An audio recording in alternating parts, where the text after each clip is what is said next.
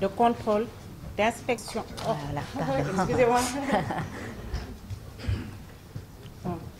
Madame la Présidente de l'OFNAC, Mesdames et Messieurs les chefs d'institutions, de contrôle, d'inspection, de vérification et de régulation, Madame le représentant résident du PNUD, Mesdames, Messieurs les représentants des partenaires techniques et financiers, Mesdames, Messieurs les membres et personnels de l'OFNAC, chers participants, distingués invités. Le jeudi 28 avril 2016, à cette même place, Monsieur le Premier ministre présidait la cérémonie de lancement de l'étude sur la perception et le coût de la corruption au Sénégal. Cette importante étude principale de la compréhension des différents aspects et conditions pour pouvoir la combattre de manière efficace. Cette étude était d'autant plus nécessaire que la corruption, phénomène universel et complexe, reste aujourd'hui, plus que jamais, un écueil à l'efficacité des politiques publiques, une cause de l'aggravation de la pauvreté dans certaines parties du monde et une menace à la démocratie et à l'état de droit.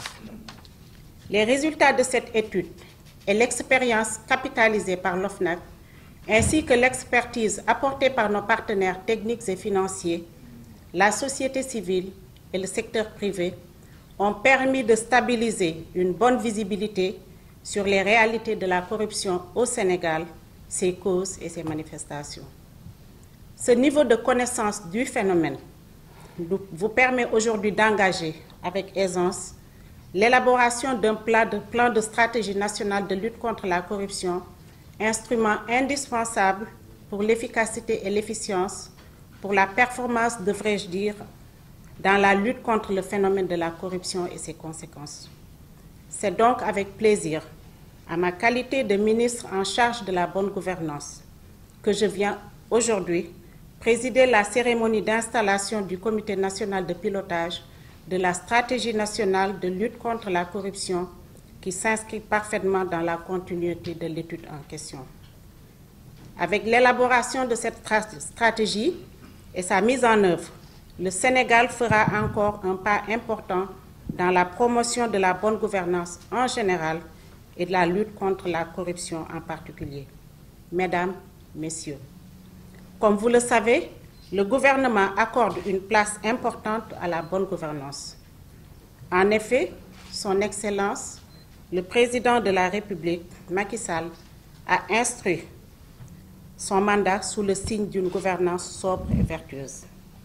Cette option s'est traduite d'une part par la position que celle-ci occupe dans le plan Sénégal émergent, PSE, comme axe principal, et d'autre part par la création d'un ministère dédié à la promotion de la bonne gouvernance que j'ai l'honneur de diriger.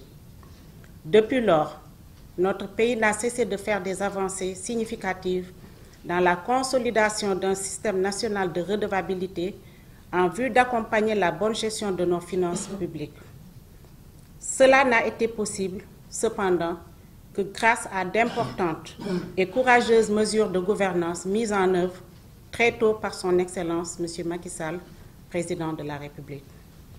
En effet, sur le plan de la transparence, le gouvernement, au-delà de la création de l'OFNAC au plan institutionnel, a posé, entre autres, des actes significatifs dont la réforme du Code minier, l'adhésion à l'initiative pour la transparence dans les industries extractives, ITIE, et la mise en place du Comité d'orientation stratégique du pétrole et du gaz, COS-Pétrogaz, pour veiller à l'exploitation rationnelle et transparente de nos ressources pétrolières et gazières.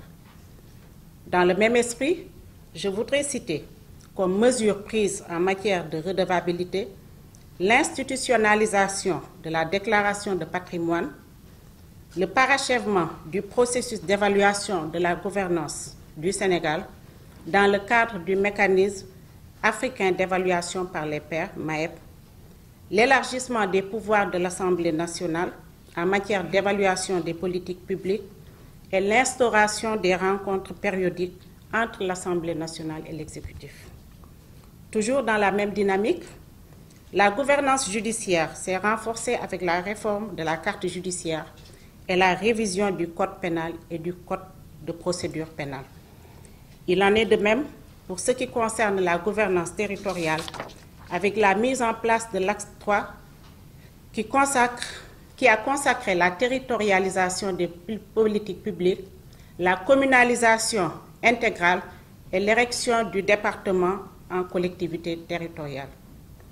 À cela s'ajoutent les importantes réformes budgétaires et financières qui ont engagé le Sénégal dans la mise en œuvre de celles induites par le nouveau cadre harmonisé des finances publiques. À cet égard, il me plaît de rappeler que le gouvernement a parachevé le processus de transposition des 6 directives de l'UEMOA par l'adoption de la loi portant code de transparence dans la gestion des finances publiques.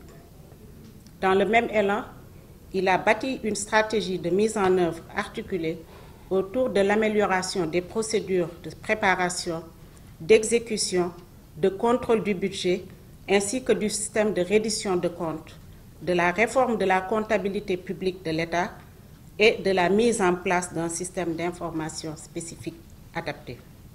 Mesdames, Messieurs, comme vous avez pu le constater, ces efforts importants pour la promotion de la gouvernance et pour la redevabilité nous valent aujourd'hui notre position remarquée dans les classements internationaux.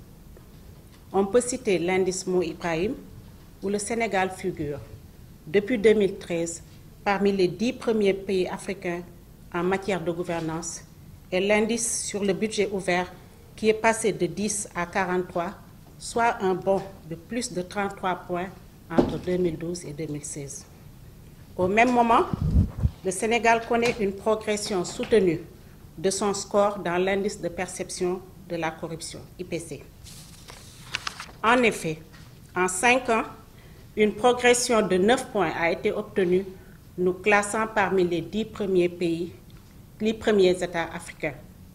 Ces efforts doivent être poursuivis avec détermination pour maintenir les acquis et les consolider. C'est dans cette perspective que s'inscrit l'initiative de l'OFNAC pour l'élaboration d'une stratégie nationale de lutte contre la corruption. Madame la Présidente, je voudrais vous inviter à mettre en œuvre dans cet exercice une démarche participative et inclusive en associant toutes les parties prenantes. Cela est d'autant plus nécessaire que la lutte contre la corruption exige une mobilisation de tous les acteurs, une condition nécessaire pour le succès de votre mission. À cet égard, je voudrais vous féliciter, ainsi que tous les membres de l'OFNAC, pour le travail que vous menez avec efficacité. Je vous encourage à poursuivre ce travail pour lequel vous avez le soutien du Président de la République et de tout le gouvernement. Je saisis l'occasion qui m'est offerte pour remercier tous les partenaires techniques et financiers qui vous accompagnent dans l'exécution de vos activités.